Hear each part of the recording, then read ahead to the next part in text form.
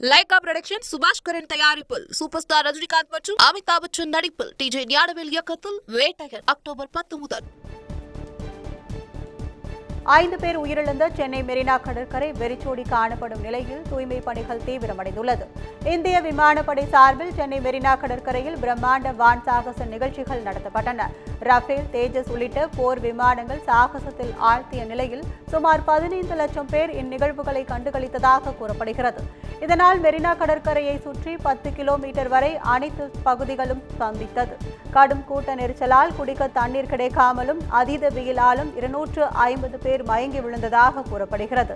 தொடர்ந்து கார்த்திகேயன், ஜான், ஸ்ரீனிவாசன், தினேஷ்குமார், மணி ஆகியோர் மயங்கி விழுந்து உயிரிழந்தனர்.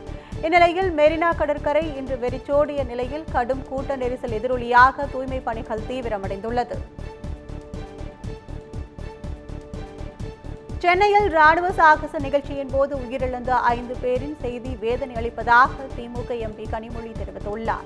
இந்திய விமானப்படையின் 92வது ஆண்டை கொண்டாடும் வகையில் சென்னை மெரினா கடற்கரையில் விமானப்படை சாகச நிகழ்ச்சி நடைபெற்றது.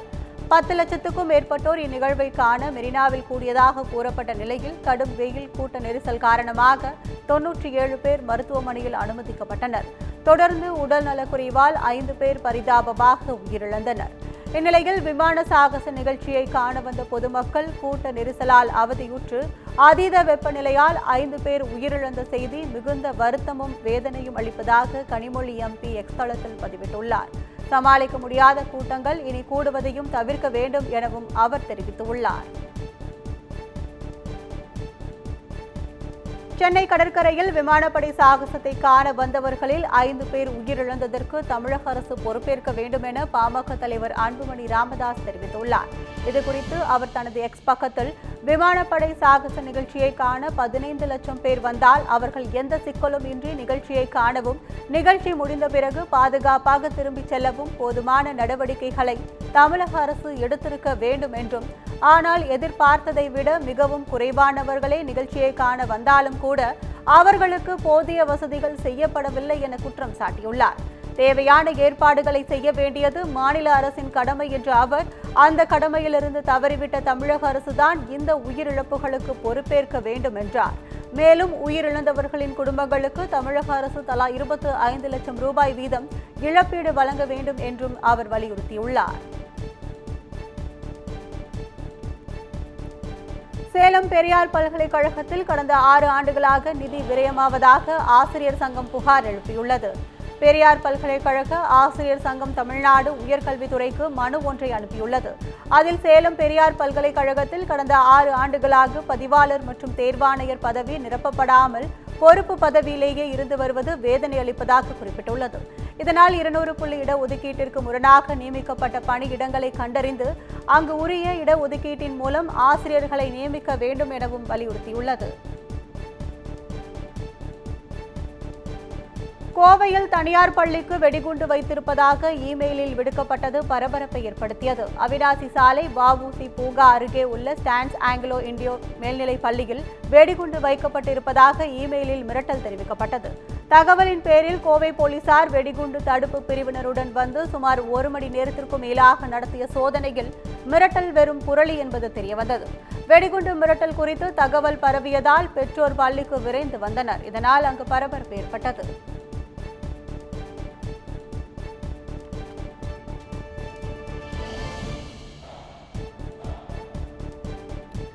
மேட்டூர் அணைக்கு வரும் நீரின் அளவு 12,713 கன அடியிலிருந்து 15,710 கன அடியாக அதிகரித்துள்ளது. நீர்பிடிப்பு பகுதிகளில் பெய்து வரும் மழை காரணமாக கர்நாடக அணைகளில் இருந்து திறந்துவிடப்படும் உபரி நீரின் அளவு அதிகரித்துள்ளது.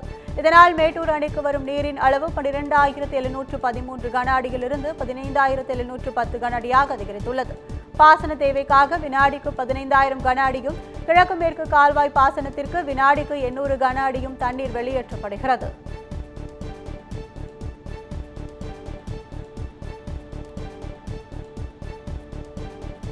ஒகேனக்கலுக்கு நீர்வரத்து வினாடிக்கு 13,000 கன அடியாக குறைந்துள்ளது. கர்நாடகா மற்றும் தமிழக காவிரி நீர்பிடிப்பு பகுதிகளில் பெய்யும் மழையின் அளவை பொறுத்து ஒகேனக்கல் நீர்வரத்து அளவு அமையும்.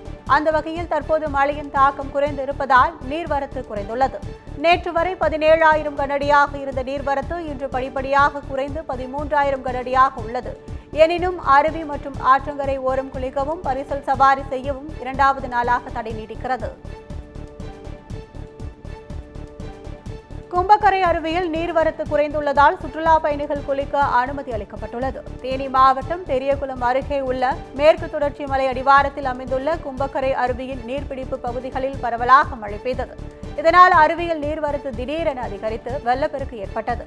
இதைத் தொடர்ந்து சுற்றுலா பயணிகளுக்கு குளிக்க அனுமதி மறுக்கப்பட்டு வந்த நிலையில் நீர்வரத்து சற்று குறைந்ததால் சுற்றுலா பயணிகள் குளிக்க அனுமதிப்பதாக வனத்துறையினர் அறிவித்துள்ளனர். அரசின் கவனக்குறைவால் விமான சாகச சாதனை நிகழ்வு வேதனை நிகழ்வாக மாறியிருப்பதாக விடுதலை சிறுத்தைகள் கட்சி துணை பொதுச் செயலாளர் ஆதவ் அர்ஜுனா வேதனை தெரிவித்துள்ளார். இதுகுறித்து அவர் தனது எக்ஸ் பதிவில், மெரினா கடற்கரையில் இந்திய விமானப்படையின் வான்படை சாகச கண்காட்சியை காண மக்கள் கூட்டம் எவ்வளவு வரும் என்று அரசு ஏன் முன்கூட்டியே கவனிக்க தவறியது என கேள்வி எழுப்பியுள்ளார். அரசின் மூத்த நிர்வாகத்தினர் அனைவரும் வான்படை சாகச நிகழ்வை காணும் ஆர்வத்தில் மட்டுமே இருந்துள்ளனர் என்றும், தேவையான அமைச்சர்களையோ அதிகாரிகளையோ இந்த நிகழ்வுக்கான ஏற்பாடுகளை கவனிக்க முடக்க விடவில்லை என்பதை மக்களின் குமுறலில் இருந்தே அறிய முடிகிறது என்றும் குற்றம் சாட்டியுள்ளார்.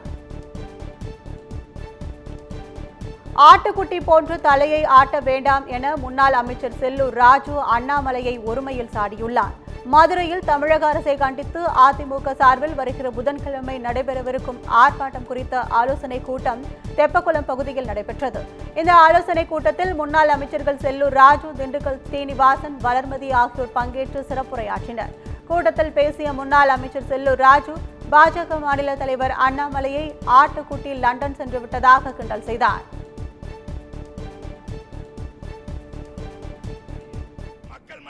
நாம் கொடுக்க வேண்டும், மக்களை அவர்களை கலந்து கொள்ள வைக்க வேண்டும். ஒவ்வொரு மாமன்ற நிர்வாகிகள் வந்திருக்கிறார்கள்.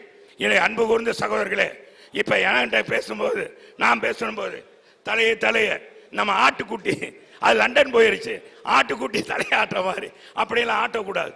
கை தட்டணும், சோறா கை தட்டணும், சிரிப்ப மகிழ்ச்சியா.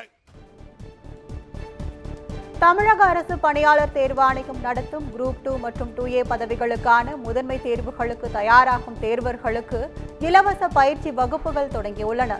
தமிழ்நாட்டில் பல்வேறு அரசு துறைகளில் காலியாக உள்ள பணியிடங்களை நிரப்ப TNPSC எனப்படும் தமிழக அரசு பணியாளர் தேர்வாணையம் தேர்வு நடத்தி ஆட்களை தேர்வு செய்து வருகிறது. இத்தேர்விற்காக தனியார் பயிற்சி மையத்தில் பயிற்சி எடுத்து வருகின்றனர். வறுமை கோட்டிற்கு கீழ் உள்ள பல திறமையானவர்கள் பயிற்சி எடுக்க முடியாத நிலை உள்ளது. இந்நிலையில் அரசு சார்பில் இலவசமாக குரூப் 2 மற்றும் 2A முதன்மை தேர்வுக்கான பயிற்சி அளிக்கப்படுகிறது. அதன்படி அனைத்து மாவட்டங்களிலும் மாவட்ட வேலைவாய்ப்பு மற்றும் தொழில்நெறி வழிகாட்டும் மையங்களில் பயிற்சி வகுப்புகள் தொடங்கியுள்ளன. வருடாந்திர பராமரிப்பு பணி காரணமாக பழனி ரோப்கார் சேவை இன்று முதல் 40 நாட்களுக்கு நிறுத்தப்படுகிறது. முருகனின் அறுபடை வீடுகளில் 3ஆம் படை வீடான பழனி தண்டாயுத சுவாமி கோவிலில் தினமும் ஆயிரக்கணக்கான பக்தர்கள் படி வழியாகவும் மின் இழுவை இயந்திரம் மற்றும் ரோப்கார் ஆகிய வழிகளில் மலையில் உள்ள கோயிலுக்கு சென்று சாமி தரிசனம் செய்து வருகின்றனர். இந்நிலையில் ரோப்கார்களில் பராமரிப்புகள் முடிவடைந்து IIT வல்லுநர் குழு தர சான்றிதழ் வழங்கிய பின்பே மக்கள் பயன்பாட்டிற்கு வரும் என கோயில் நிர்வாகம் தெரிவித்துள்ளது. இதற்கு 40 நாட்கள் ஆகும் நிலையில் அதுவரை மின் இழுவை மற்றும் படிகளை பயன்படுத்துமாறு நிர்வாகம் பக்தர்களை கேட்டுக் கொண்டுள்ளது.